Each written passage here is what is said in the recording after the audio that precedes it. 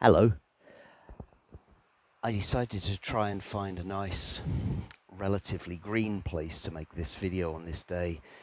Oslo Giech, on this day of the wilderness, on this day of the greenness. And this is about the best I can do. It's pretty green, I hope. And today I'm going to be talking about the Trecena of Anil. So, I recognise that I often say, hey, this is a really interesting Trecena coming up, but there are some that really I do find to be, let's say, more powerful, more interesting, kind of like stuff moving. And here we are talking about the Trecena of Anil. So what's Anil all about? Anil is all about ripening. It's about bringing our corn to yellowness. It's about coming to our highest potential. And the Trecena of Anil, of course, runs from 1 Anil to 13 Arpu. And 13 Arpu, in some ways, we could see as kind of like the 13 being the spiritual path and Arpu being the source. And it's kind of like the spiritual path to the source is the end of the Anil Trecena. So you can understand why I think this is a particularly interesting one to be talking about, to be working with. Now, interestingly enough as well, during this Trecena, in I guess about a week's time or so, we will have the solar zenith transit in Guatemala, which is usually around about the 12th or the 13th of August. And this should mark a point when the second crop of corn has to go into the ground. It's actually the 13th of August is actually the National Day of Corn in Guatemala. And that should mark kind of like the last day on which you can plant your second crop to give enough rain through the end of the rainy season in order for the corn to grow strong, give you a good yield and that. And it's interesting that it happens to coincide with the solar zenith transit at 15 degrees north, just around about Lake Atitlan, around Izapa in Mexico, and around Copan in Honduras, this 15 degree for 14.92, somewhere around about there, which is thought to be where the calendar comes from, because you see that between the 13th of August and the 30th of April, the other solar zenith transit, you have 260 days. So that was often put out there as, kind of like an idea as to where the sacred calendar came from, why the 260-day period. But certainly if you follow the solar zenith transits, planting your first crop on the 30th of April and your second crop on by the 13th of August, then it allows you to do 2 crops of corn in one growing season. So it's interesting that this day, which should be kind of like premium second planting time, actually falls within the Trecena of Anil, which is all about that planting. It's all about bringing things to ripeness. So if we start with the day 1 Anil, we can see the 1 representing a seed, or it could be seen as a seed. It's like a beginning. It's a new idea. It's a new thing that we're hoping to grow. Just like a seed, the 1 can be full of potential, but it needs the correct conditions to grow in. It's no good if your seeds are in a jar on the shelf. They're not going to grow. You've got to put them in the dirt, give them some water, and give them some sunlight and some warmth in order for them to grow. And so, for me, the 1 Anil is the potential to ripen, the potential to plant, the potential to harvest. And so, it's kind of like it could be putting into the ground or nurturing something that you want to bring to its full ripeness. It's the beginning of a great day to begin new projects that you want to bring to their fullness, to their ripeness. Okay, and so when we see that, obviously we've got to put it into the right conditions. As I said, it's no point planting it in the stony ground, but it's a great day to be beginning a new project that you want to bring to its maximum potential. Then going into 2 Toch. So Toch being the Nawal of payment, being the Nawal of offering, being the Nawal of sacrifice. And here with the number 2. So when we see Toch and 2 together, we have kind of like payment, And the number 2 can, like, it can represent relationships. It can also represent self-sacrifice. And so 2 toch is, kind of like we can see things in extremes on the day's number 2.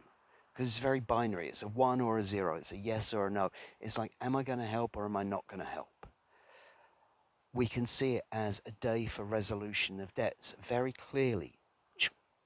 It's kind of like it's 1 or a 0. Do it or don't do it. There's no sitting on the fence on a 2-day. And that resolution of debts, I also see, it's not just about what we might pay, it's about what we might ask to be paid or what we might receive. It gives an opportunity for others to pay off their debts as well. But it's a great day to make your choice very clearly about how you want to serve and what you want to serve with. From 2 toch, we're then going to move to 3 tzi. So tzi, the Nawal of faith, the Nawal of justice, the Nawal of loyalty. And here we see it with the number 3, which I often see as being a very kind of like reflective number. It's an internal number. It can be incredibly creative when it is expressed in the right way. But for me, the 3 is kind of like the expression is to look within, to go within. And so on 3T, we might be asking the question, are we being faithful to ourselves? Are we being loyal to ourselves? Are we being faithful to that which we put our loyalty into? What are we holding within us? Now we can also see T as representing unconditional love. And of course, we've gone through the 2 toch day with regards to, kind of like self-sacrifice and service and that kind of thing. And then we're going into the 3T day saying, right, okay, are we really being faithful to ourselves with this? And if we look on it from the point of view of the Anil Trecena as to what we're ripening, everything has to be in alignment, right? And so, like, we could say, well, is what I'm doing in alignment with my core values? Because C is looking at what we're loyal to, and 3 is looking at what we hold within us. So it's about very much being loyal to what we hold within us. And it may well bring up issues around that. It's like, where are we not being loyal to what we hold within? Possibly even, where are we not unconditionally loving ourselves? Because that also might be an issue that comes up on that day 3T. From 3T, we then move into 4 bats. So bats, the Nawal of creativity, here with the number 4, the physical plane of existence, the material. Well, this is a great day to be getting anything that you need out into the world. Anything that you're creating, get it on paper, get it out there.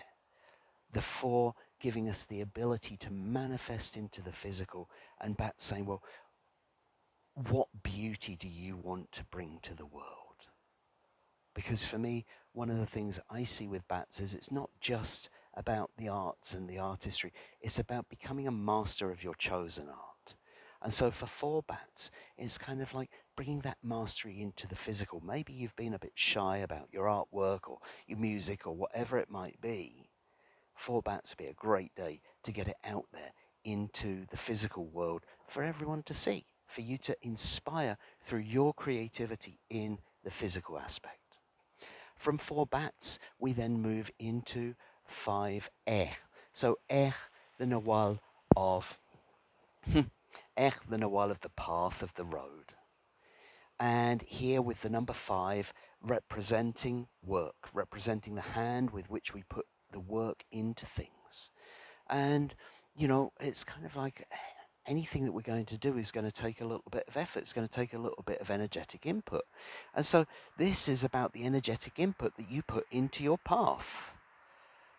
Okay, so again, we're in this Trecena, which I feel brings great opportunity, great potential for ripening. That's one, that's, kind of like what we could say about it. And here we are on this day 5 saying, right, okay, where do I need to put the work into walking my path? Whether that's physical, material, spiritual, mental, emotional, whatever it might be. It's all a path. And sometimes, kind of like we need to have a little push in there. Now, we're going up to that 13 Arpu, remember? And Arpu being the hero faces some challenges and that kind of thing. And so the 5, like I say, things don't just drop in your lap. So you want to find your path, or you want to follow your path. No, we're going to have to, sometimes we're going to have to go uphill. Sometimes we're going to have to sort of strain on our path, as it were. I know the path should be open and it should be free flowing, but sometimes we need to put a little bit of energy in to open it up. So it's a great day for putting your energy into your path in whatever form that might take. From 5 we're then moving into 6 ach. So ach, the nawal of the home, of community. Ach, the nawal of harmony around us. And here we see it with the number 6, representing ultimate stability. It's like bringing the above and the below into the physical plane of existence. Now, one way that ach can be described is as the spinal column. And it's kind of interesting, kind of thinking about how our spinal column is keeping our head in the air, it's keeping our feet on the ground, it's keeping everything in its rightful place. This is, could also be seen as the cornstalk. It could be seen as the staff of office. It's all kind of like the similar relationship. And here we're taking that staff, we're planting it in the ground, we're connecting it with the sky, and then bringing it out into the physical world. So yes, it might be a good day to bring stability to your home, but it's kind of like more than just keeping the lights on. It's more than just making sure of the basics. This is something which is drawing on the divine principles, the divine masculine, divine feminine, and manifesting them into the physical world in order to bring harmony, in order to bring a greater sense of community. So it could be a good day for working on those kind of things. It could be a good day to be inspired as to what your community might need in order to bring a greater sense of harmony. From 6 ach, we then move into 7 ish. So ish, the nawal of Mother Earth herself. Ish, the nawal of the shrines and the altars, our connection. I like to think of Ish as representing the connection between the sacred that's within us and the sacred that's around us. It's a great day to be working on things with Mother Earth. It's a great day to be looking after your natural area, looking after the nature around you. And here we see it with the number 7, representing choices. The 7 can also represent finality. It's coming to an end point. So it's kind of like finalizing the magic might be one way of looking at it. Another way of looking at it could be to see, right, okay, what are your choices? If you were to follow a magical path, this is a great day to visit a sacred site, because each days are always good days to visit sacred sites, with the question in mind, like, show me my options.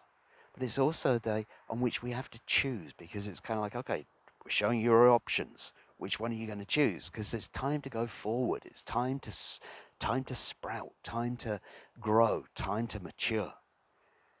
So perhaps on that day 7-ish, you might be given many options as to which way you wish to connect with the earth. What's the best for you with regards to your path to maturity right now? From 7-ish, we then move into 8 tzikin. So tzikin, the nawal of the bird. Well, last time I was in this particular area, there was a pair of red-tailed hawks circling around. I don't see them today. Maybe they're hiding from the rain as well. But tzikin gives us the ability to rise up high and see the way forward. It's a nawal of prosperity. It's a nawal that helps us to understand how to thrive. And it's hardly surprise that the day 8, which represent the ceremony, where we're going to make our offerings on behalf of something, here we're making our offerings on behalf of thriving on the future, on behalf of what we can envisage. So Tzikin can be seen as a day of the visionary. It's a great day to ask for visions. It's a great day to ask for clarity. It's a great day to ask for focus, all of those things. And here with the 8 representing wholeness, is bringing everything together. So we could see it as like, right, okay, how can I bring all of these small parts of the vision into one consolidated whole vision?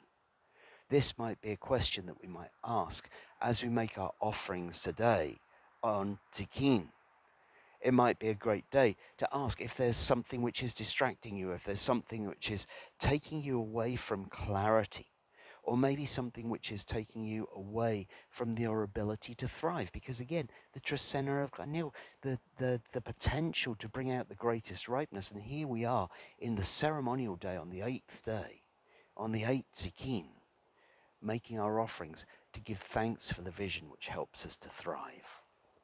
From 8 Zikin, we then move into 9 Achmach. So Achmach, the Nawal of forgiveness. Achmach, the Nawal of pardon. And here with the number 9, which can represent the feminine, but it can also represent life itself. So of course, we can see something to do with forgiveness and women, and maybe if there are women in your life that need to that you need to ask forgiveness of, then this is a great day to be doing it. But I think there's also something more within it with regards to forgiving life, okay? Because sometimes, maybe we're going through a bit of a rough patch, maybe through that Trecena or that Trecena, we had a bit of a rough moment. Maybe we're still carrying some baggage with that, and well, it's part of life. And if we're carrying that blame or that shame or that guilt, it's just going to slow down our ripening process. So 9 Achmach gives us this opportunity to make our forgiveness ceremony for life. Now, Achmach can also represent the human being. And we're human. We don't always get it right. We try our best. We do our best, especially in this Trecena of ripening. But sometimes life happens. Sometimes we just got to stand up, hold our hands up, say, yep, sorry, my bad, whatever it might be, and get on with it. In fact, Achmach, when we bring out the sweetness of Achmach, it reminds us just how amazing it can be to be a human. When we were put on this earth in these bodies to do all these things that we can possibly do. Embrace it. Embrace being a human. Embrace human life.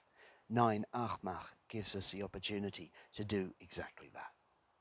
From 9 Achmach, we then move into 10 Noach. So Noach, the Nawal of the mind, the Nawal of the brain, the Nawal of information and knowledge and problem solving. And here we see it with the number 10, the two hands coming together in community, making agreements, holding society together. 10 Noch gives us an opportunity to come up with the solutions to make our society a better place, to create more bonding, to create agreements, using our knowledge, using our information, and using all the knowledge that is carried, not just by us, but by the community around us. So it's a great day to come together with the people around you, with your neighbors, with your community, in order to work things out, in order to come up with those answers, to share your knowledge with the community, to share your knowledge with society, to make it a more cohesive place. From 10 Noch, we then move into 11 Tihash. Now, this is a high number, and Tihash is a pretty strong Nawal to carry. And so when we see these two together, Tihash, it is trying to cut through to the truth. It is the purifier.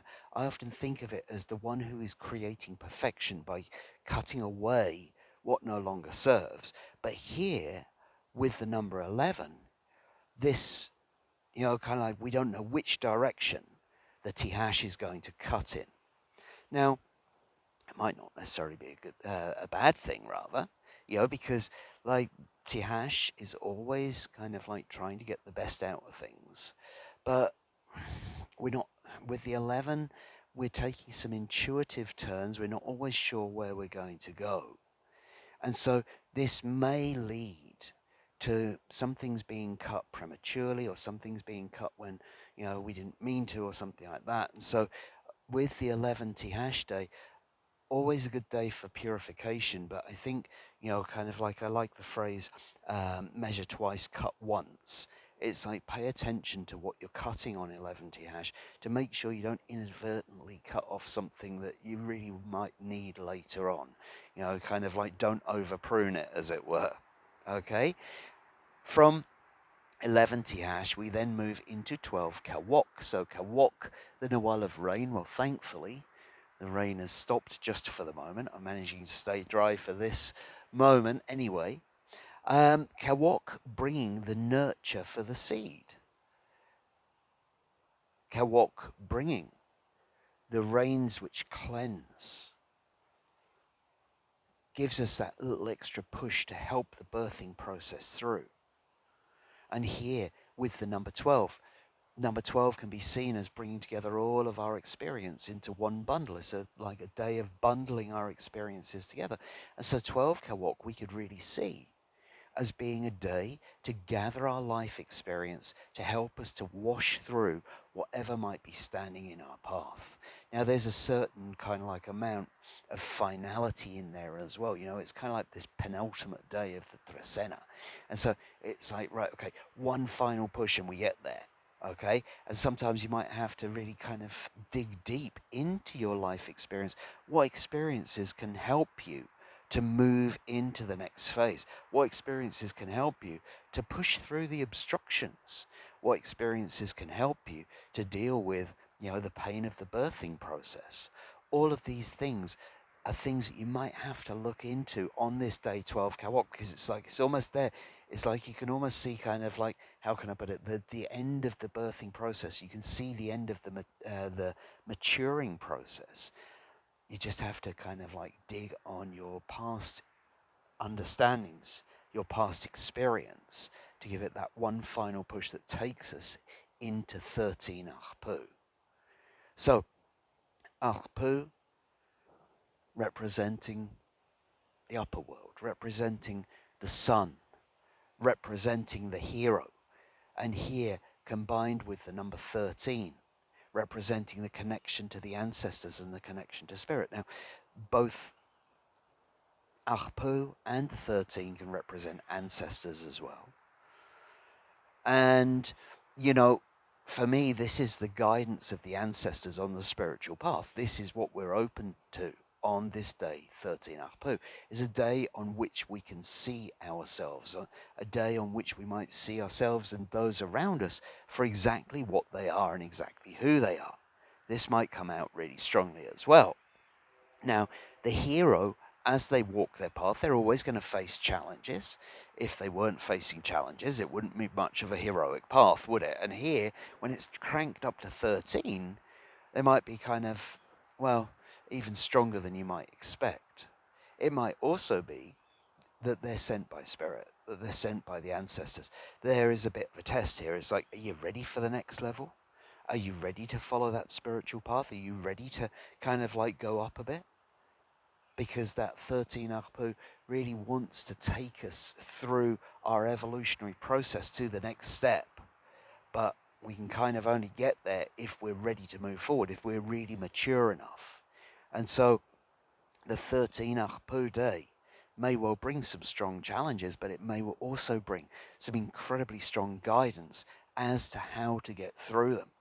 So it's kind of like if you're facing a strong challenge, then 13 Arpu might be the day to kind of like open up and ask, okay, ancestors, okay, spirit, guide me through this, show me the way, show me the path back to source.